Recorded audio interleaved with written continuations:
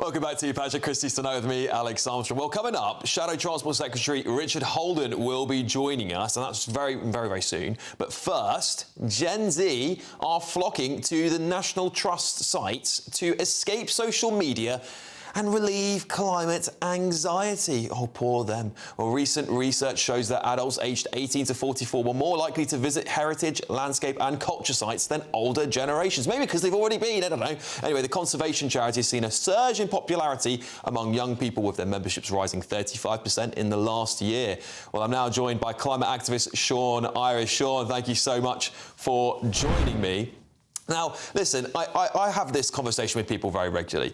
Gen Z or Gen Z people, whatever you want to call them, they're a very, very anxious generation of people. And I believe when they're going through school, when they watch things like the BBC, they're constantly led to believe that the whole world is about to implode on them. And this is the sort of things that I was told back in high school. We're going back 20 years ago, I was told by 2020, London would be underwater and the skies would be red, but it all turns out to be rubbish. And it causes kids massive amount of anxiety. It's just crocodile tears.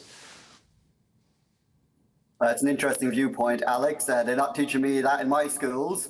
But you are right, we're seeing a massive return of what we would call old hobbies or boomer hobbies, thanks to the climate crisis, and the cost of living crisis. Gen Z, as you're probably aware, can't afford the luxuries of previous generations. The idea of going out to the pub is now a very rare treat. So you are seeing a mass return to old hobbies. You said yourself that we're too fat and too woke to join the military, so we took that on board and we've gone out, we've gone hiking, we've got our fitness up, and now we're ready to take on reform and any other Tories, even if they're in red ties. I'm very impressed you remember that quote. That takes me back, that quote. It was quite a while ago, that one. But there's a 14% youth unemployment rate. Is this perhaps playing into it, that young people just aren't working? I also saw a statistic the other day that it's like something like 60-70% of young girls have taken a day off school because of anxiety. This sort of stuff they're taught at schools, this is what's worrying me, is that maybe woke parents and teachers are just teaching them that the world is going to end. What's the point going to work? Why don't you just go enjoy a nice day out in the National Trust instead? Well, obviously, the unemployment rate is due to a lack of jobs in a struggling market. We are seeing since the cost of living crisis, there's not the same amount of work as there was in the past, and the work that is out there isn't meeting the living standards that young people need. We grew up and we were told, go get an education, go out and work and build a life for yourselves. Well, unfortunately, generations preceding us ate up all the wealth and destroyed the economy. So Sean, I'd take issue with that. I think there's a lot of things going into why the economy's not looking so great, including the last budget, which seems to have obliterated a lot of those hospitality jobs you were talking about, particularly with pubs and stuff. But, let me go back to some statistics here. 46% of Gen Z are diagnosed with mental health issues in the last few years. I mean, this is nuts. 46%, half of our young... Yeah, it's an interesting thing when you look at stats like that. Like before the 1900s, no one was diagnosed with homosexuality. No one was gay because they hadn't got a term for it yet. We are seeing people being given terms to things that already exist. Mental health has always been a part of the thing. The difference is older generations just had their crazy uncle that no one talked to and eventually disappeared because he committed suicide. Well, sure, but 46% is 46% is a very, very large number, Sean. I mean, come on, even you must say that you're telling me half of the population in the future are going to have mental health crisis. What are we going to do about that? That's nuts.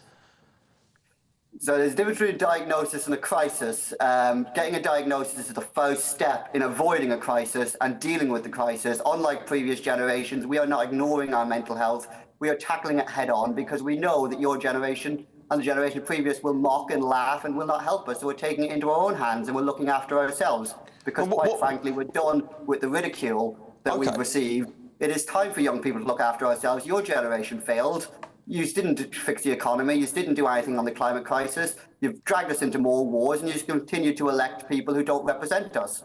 So yes, young people are getting out, they're joining National Trust, they're also joining protest movements, they're joining local community groups, they're sorting out food banks, they're helping their neighbours, they're protecting hospitals, they're protecting, hotels, housing asylum seekers, because quite frankly, we know that you have no interest in helping us. GB News does not represent the people. GB News represents a very fringe minority of rich people pretending to care about the poor. Oh, well, that's And very it's quite interesting. frankly, your Most of the viewpoint audience is members how I meet aren't the it's wealthy elite improvement. of this The fact that country. you're talking Interestingly, about Sean. mental health and Sean, I'll ask you this then. What sort of climate emergency should young people be worried about? What are sort of things will you talk to young people about, Sean? So we've already seen it. We've got over 1.5 degrees of warming consistently over the last year. It's expected to continue to happen every year on out. We are seeing more people go into the hospitals due to high heat. We're seeing more people die in the winter due to extreme cold. These are things that we need to tackle. We were promised change when Labour was voted in. We expected more than a change of tide. They didn't deliver that, and so young people will deliver for themselves.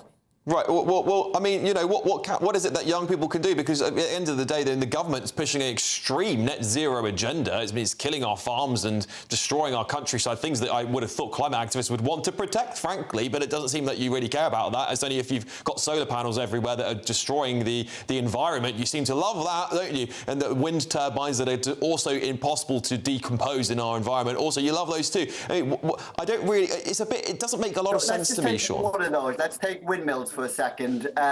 Windmills have been a fantastic way of stopping overfishing, dredging that's been happening in our oceans by massive trawlers. You may remember a couple of years ago, Greenpeace dropped massive boulders off the beach in Brighton to stop these protected oceans.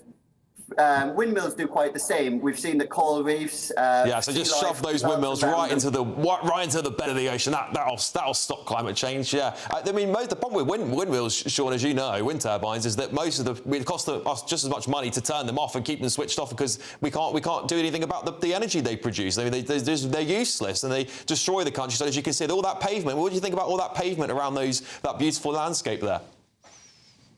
Well, we could try and run our country off the hot air that comes out of GB News, but unfortunately that's not realistic. So yes, we do have to look at all these different measures.